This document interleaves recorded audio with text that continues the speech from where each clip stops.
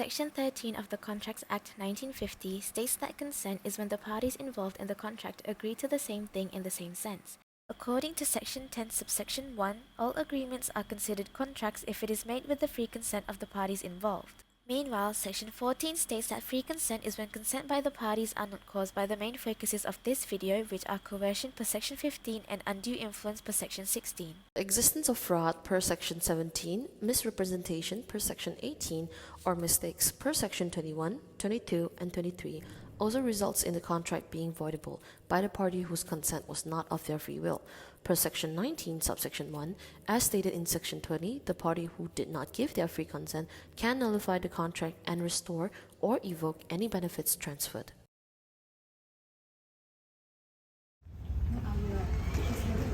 Eugene, can I see you now? What is she like? She's on the period, is it? So, Eugene, I saw your application not too long ago that you want to retire. Is that true? Yeah. But I told you I want it, right? You better sign this freaking document to stay another year. But I think I can retreat. Do I look like I care? This is unfair. I don't care! Sign it now, or else I will threaten each one of your family members. Do you want that? I don't think so. Sign it. Do it now.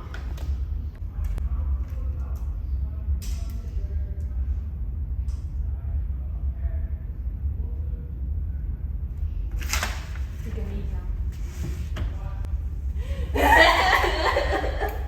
As stated in Section 15 of the Contracts Act, coercion is committing or threatening to commit an act prohibited by the Penal Code with the intent of forcing a person to enter into an agreement.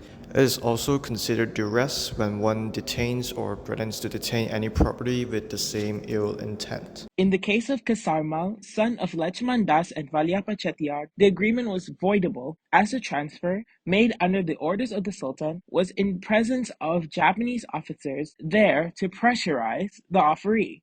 Hence, consent was not freely given. Similarly to the case law, our skit exemplifies the occurrence of voidable contract wherein a staff signed a contract to extend their service by a year under duress as the manager had threatened to track down their family members and even choke the offeree.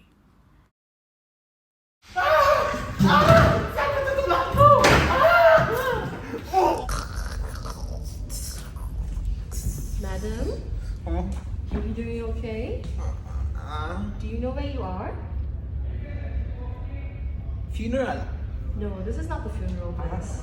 This is the hospital. You were sent in this morning. I'm here to ask you if you're doing okay. Do you know what happened with your body? Why are there so many bruises?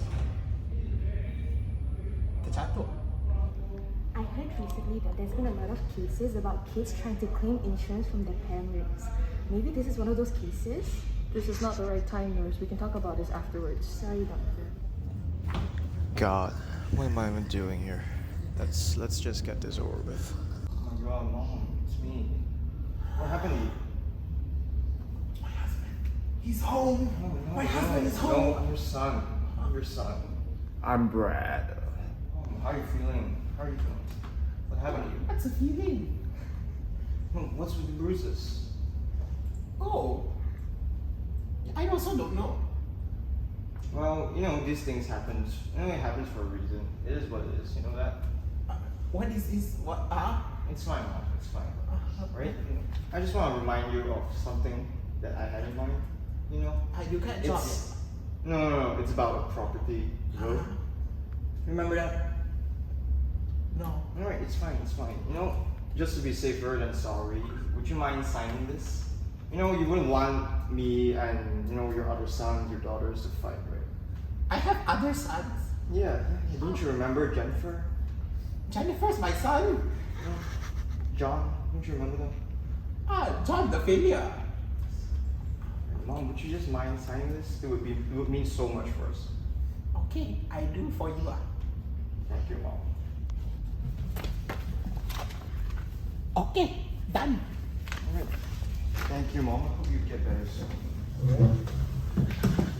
Section 16 of the Contracts Act describes undue influence as a circumstance of when a party dominates the will of another and uses their position to take unfair advantage over the other party. Referring to the case of Rosli Daros and Mansoor Hajisad, the transfer of land made by the plaintiff was nullified as the defendant had persuaded the plaintiff to make such a transfer under the moral obligation of being raised by the defendant after the passing of his adoptive father. Comparably, the second skit demonstrates a voidable contract where a mother who was still recovering from her injuries was talked into signing a document she has no knowledge of by her deceiving son, who guilt-tripped her with the excuse of avoiding a fallout between his siblings.